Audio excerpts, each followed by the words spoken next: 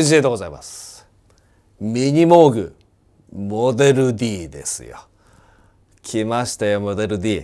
ねえ。さあ2台ありますけど、この2台の感じをですね、今日は見ていただきました。こちらはミニモーグのモデル D、 もうド新品の新商品です。こちらはモーグ、ミニモーグ、私がねえ、そうですよ、私が20数年前に買った、20じゃないよ、もうすごいですよ、30数年前か、ね、ちょっと年を間違えましたけど、すごいです。これ私が最初に買った、シンセサイザーの、ミニモーグですね。見てくださいよ、この感じね。見た目一緒でしょ。全然色このね雰囲気はちょっと違うけど、このミニモーグ、こちらの私がね30数年前に買ったミニモーグを復刻して出したのがこの、ミニモーグモデル D なんですけど、もうパーツも含め、つまみも含め、木の形も含め全く同じです。サウンドも今聞いてもらった通り、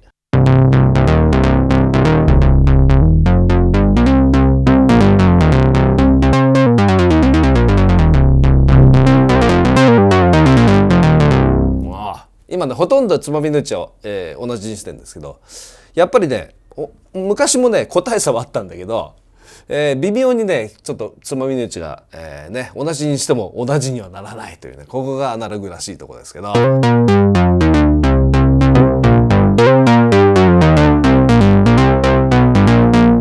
私は相当古いですから、各オシレーターのねチューニングが微妙にずれてるんだけど、またそれがまた味なんですけどね。さてミニモーグの復習、ミニモーグというのは、その昔モーグモジュラーね、タンス、松井さんも使ってたタンスがパッチングをして各モジュールを決線して音を出してたのに対して、もうこいつはですねポータブル型、全然大きいですけど、その当時から見たらもう超小型になって、中でも、きっとミュージシャン演奏家はこう使うだろうみたいな、そういう決線をねもう中でしてしまった状態で非常にコンパクトにして、だけど、モーグサウンドとしてのねアイデンティティである自由度の高さ、シンセサイザーの音としての自由度の高さと使いやすさ、その両方を追求したのがこのミニモーグなんですね。で当然鍵盤がついてね、ここに音源システムがあって、で当時としては画期的だったこのねパネルをこう動かせるね、状況でこうね立てても使えるし寝かせても使えるしみたいな、というのが受けましたけどね、ということです。で信号の流れはね左から右にこういくんですね。オシレーターバンク、3つのオシレーターがしっかりいて、オシレーター1、2、3でそれぞれに対してレンジ、オルガンでいうところフィートだね、それと波形ウェーブフォーム、三角波と、これミニモーグ独特なんだけどランプ波って言ってね、ノコギリ波と三角波の中間みたいなやつで、ノコギリ波とで区形波が3種類、50-50と、37と19ぐらいの比率かな。でこの6つのウェーブフォームがそれぞれあって、ここの2つはですねディチューンですね、ファインチューニングって感じですけど、でそれらをここでミキシングして、もちろんここからね外部音源も、インプットできて裏パネルからさせるんですけど、さらにノイズもいて、ホワイトノイズかピンクノイズかで、ここでフィルターセクションに行って、フィルターではカットオフフレケンシーとエンファシス、このエンファシスって独特な言い方でね、モーグではエンファシスだけど、一般的にはレゾナンスだよね。レゾナンス、そして、EG のアマウント、ね、ここはエンベロープジェネレーターですね。アタック、ディケイ、サステイン、なぜかリリースタイムがないというね、この大きなポイントですけど、でラウンドレスコントローラー、ここが音量 VCA に当たるんだけど、ここもアタック、ディケイ、サステインね、でそして最終段のアウトプットとしてこうあってね、アウトプットのオンオフがあって、ここに A の440ねなりますから、これもね決して信用しちゃいけないんです。アナログだからね、微妙にねずれたりするんですけど、でヘッドホンのアウトがありのでという形になってます。でこっち側のコントローラー、ピッチベンドですね。でモジュレーションでここにね LF4 のレイト、グライドのオンオフ、グライドってポルタメントですけど、ディケイのオン、これディケイのオンにするとでこう実はディケイがリリースを兼ねているということで、オンにするとリリースが効くというね。でここで LF4 のレイトっていうのがあるんですが、さて皆さんここ覚えておいて、この形覚えておいてよ。でオリジナルの私のを見てみましょう。ほれ違うのよ、ないんですよ。ここにはここオリジナルはね、ここにこうフットコントローラーを指すグライドをフットコントローラーでオンにしたりオフにしたり、リリースをオンにオフしたりっていうね、フットコントローラーのジャックなのよここ。でもねほとんど使わなかったんだよね、これはね。そういうことなの。これがなんとここに LA4 がついた。この意味合いはね実はとてもでかいんですよ。これね私もミニモーグ使ってて、ね、こうなったらいいなと思ったことが実現してるんです。これ実はオリジナルはモジュレーションホイールあるんだけど、今3つの VCO をオンにして使ってます。1個目こうでしょ、2つ目今同じとこ弾いてますよこれ。3つ目違う3つのね違うオクターブがあって、それを3つ入れてこういう音にしてんだけど。でねミニモーグというのは実はねシンセサイザー知ってる方はあれと思う人もいると思うんですけど、 LFO と言われることがないんです。ローフレケンオシレーター、すなわち周期的な揺れを作るとかないんです。それをやるためにはね、実はこのオシレーターバンクの中のオシレーターの3つ目をローにしてやって、こいつをね LFO にしてやんないとかからないんです。これでやっとかかるの。しかも波形ここで、すなわち LFO でこれを使うから、1個のオシレーターは必ずビブラートをモジュレーションでやろうと思ったら犠牲になるのね。なんとそうなんです。だからこういうふうにオシレーターをこうやって使うとこ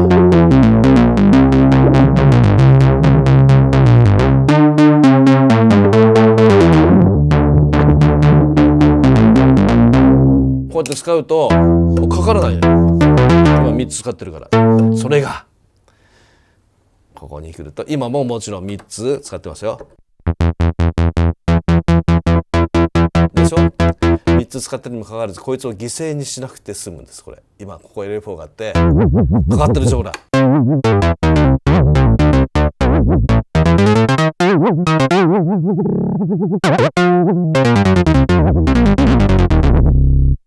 でしかも今こうサイン波のね波形ですけど、これ上げるとねこうね引っ張れるんですけど、区形波の LFO にもなるという。でそれの速さが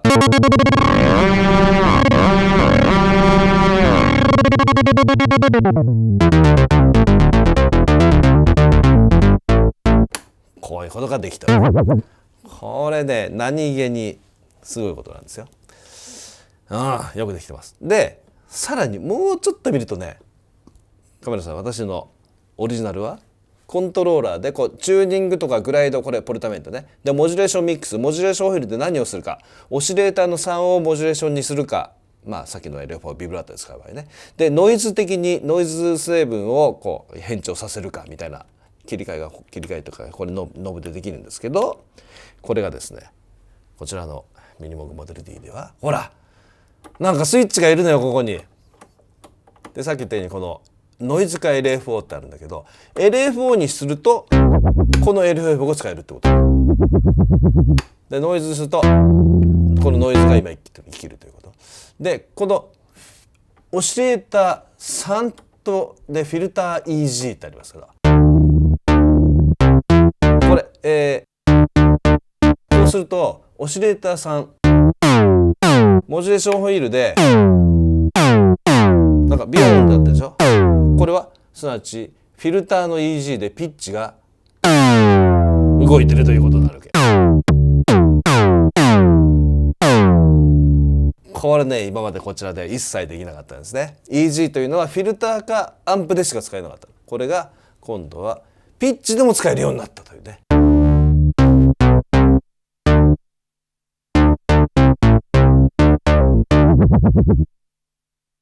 これが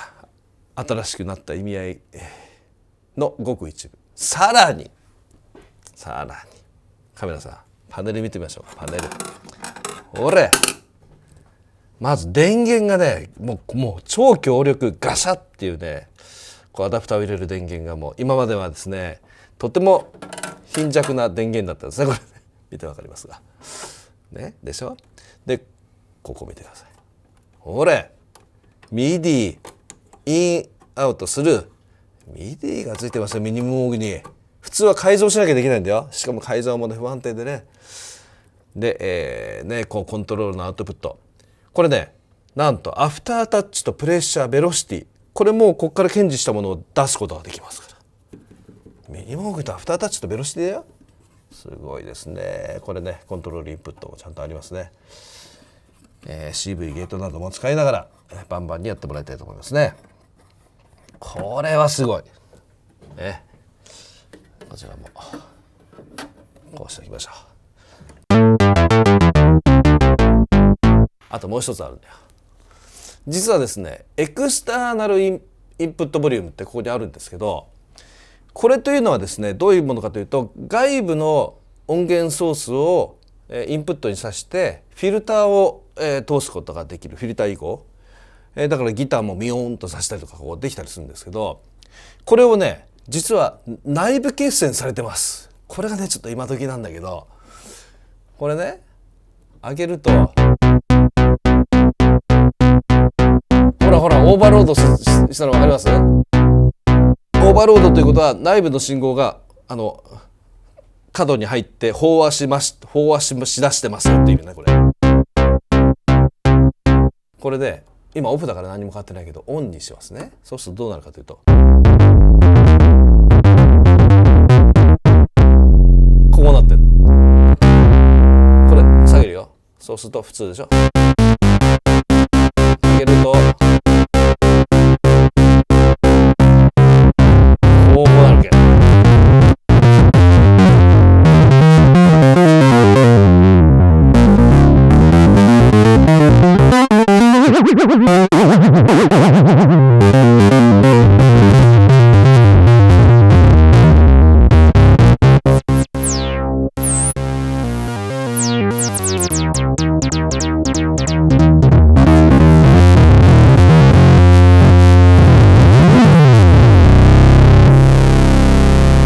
というようにね、今時のこの EDM 系の派手めの音色なんかこれできちゃうって。ミニモーグだとね、アウトプットからインプットに入れてやったりとか、ヘッドホンアウトからまたインプットに突っ込んでやって、それをループさせるとかね、ちょっと複雑なことやんなきゃいけなかったんだけど、これそのまま、できてしまうというね。もう一つ、こちらのオリジナル。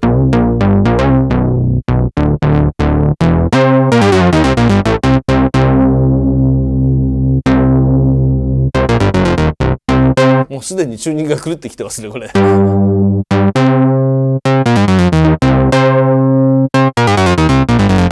ういい感じでね。ミニモーグっていうのはシングルトリガーといって、このエンプローブで作ったビヨーンとそれがレガートで弾くとかからないのよ。わかりますかね。これが実は、かっこよくてですね、例えばシンスベースかなんかで、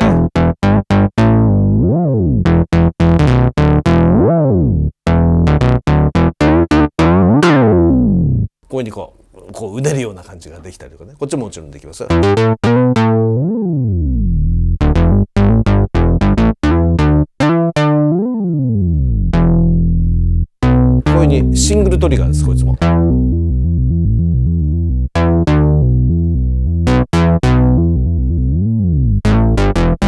でこれはこういうかっこいいプレーができる反面、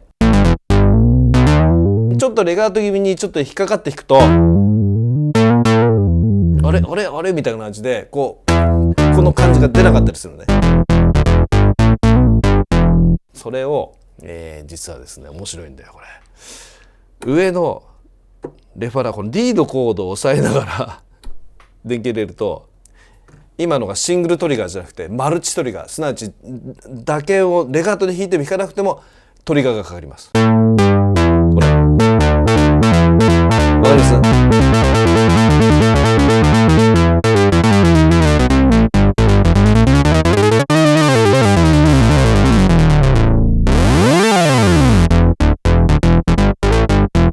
もうベースにこう専念するとか、ちゃんとこう、テクノっぽくな感じで弾く時なんかはこうマルチトリガーの方が前編必ずイージーのトリガーがかかるんで聴きやすかったりしますね。でも私は今度レファラ d マイナーを押さえながら入れるとシングルトリガーになります。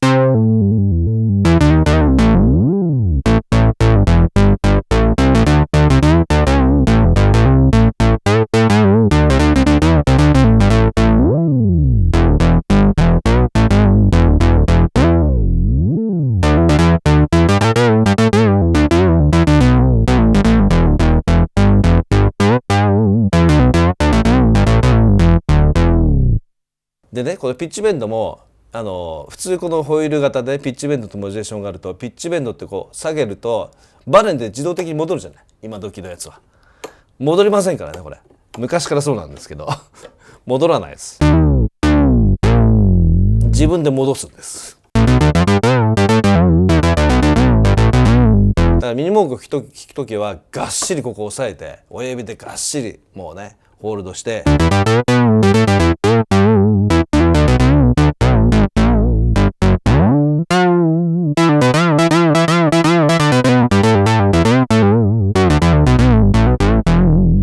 こんな感じで弾いてやるので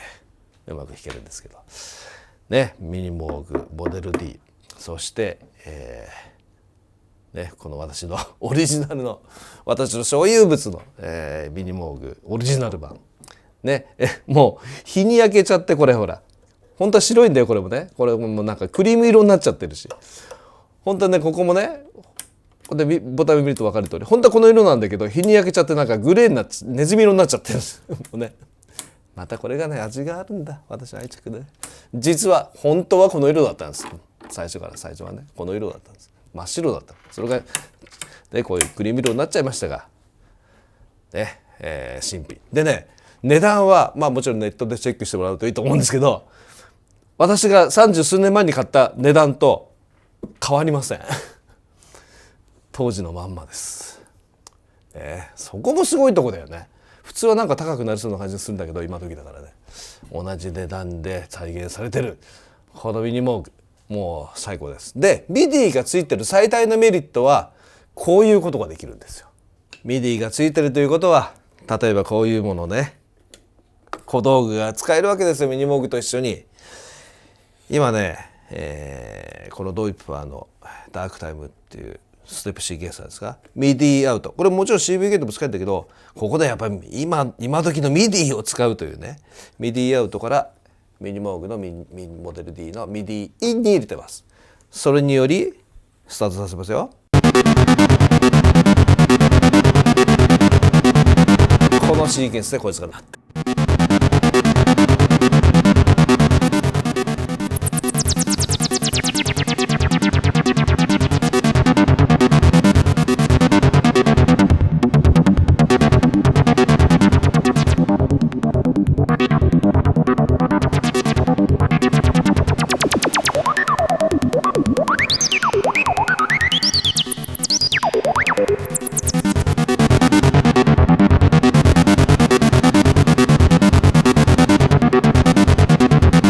楽しいね。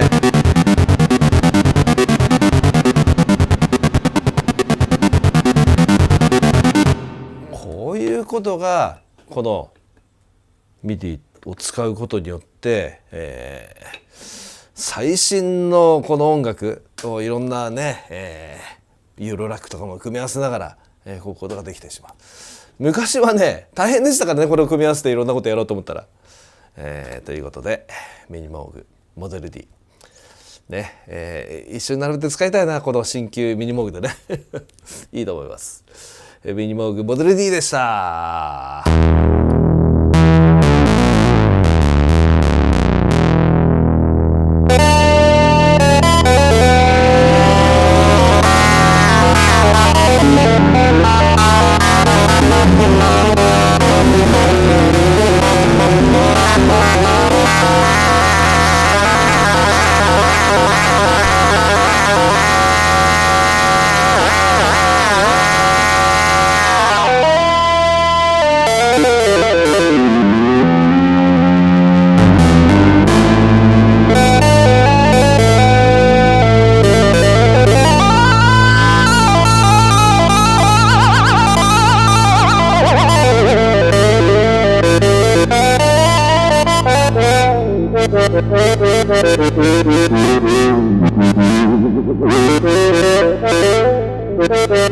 Thank you.